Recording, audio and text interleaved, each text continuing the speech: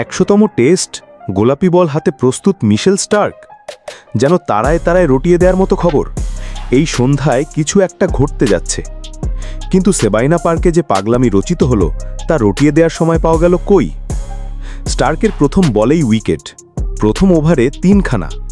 4 number wicket যখন তুলছেন তখনও রান দেননি একটিও। এদিকে পূর্ণ হয়ে গেছে টেস্ট ক্যারিয়ারের 400তম উইকেট। অস্ট্রেলিয়ার হয়ে এই অর্জন কেবল 4 জনের, ওয়ার্ন, ম্যাকগ্রা, লায়ন আর এখন স্টার্ক। নামগুলো এক একে পড়লে মনে হয় যেন কোনো মহাকাব্যের চরিত্র। 2 রানে এসেছে উইকেট নাম্বার 5, মাত্র 15 বলে। টেস্ট ইতিহাসে এত দ্রুত 5 উইকেট পাওয়া হয়নি কারোই। ইয়ান বিশপ তখন ধারাভাষ্য কক্ষে বলছেন, he is a great, we are lucky to see him. ভাগ্যিস সাই হোপ 2 রান করেছিলেন। 0 রান দিয়ে 5 উইকেট তুলে নেয়ার গ্রেটনেস দেখা ব্যাটারদের জন্য খুব একটা স্বস্তিকর হতো না। অজি পাগলামির শেষ কি এখানেই? না, স্কট বোল্যান্ড যে তখনও বাকি, যেন তিনি অপেক্ষা করছিলেন মোহরার পর মূল নাটকে প্রবেশের জন্য।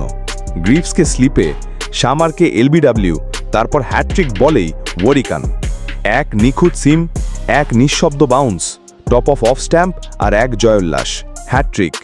10ম অজি ক্রিকেটার হিসেবে টেস্ট ইতিহাসের হ্যাট্রিকের মালিক বোল্যান্ড, অথচ নিয়মিত খেলার সুযোগই পান না।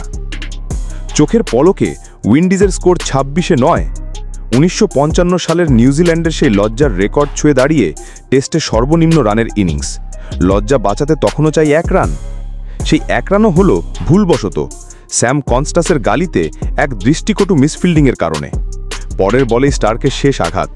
9 রানে 6 উইকেট, ক্যারিয়ার সেরা bowling. West Indies all out মাত্র 14.3 ওভারে। অথচ শুরুতে লক্ষ্যটা খুব বড় ছিল না, মাত্র 204 রান। কিন্তু স্টার্ক যেন ক্যারিবীয় সুরের মাঝে ঢুকে পড়া এক ঝড়ের নাম। তার বলের আঁচড়ে সব ছিঁড়ে ছাড়খাড়। 176 রানের হারের ব্যবধানটাও তখন পাহাড় সমান। 3-0-তে সিরিজ জয় যেন কেবলই সেই গ্রেটনেসের স্বীকৃতি।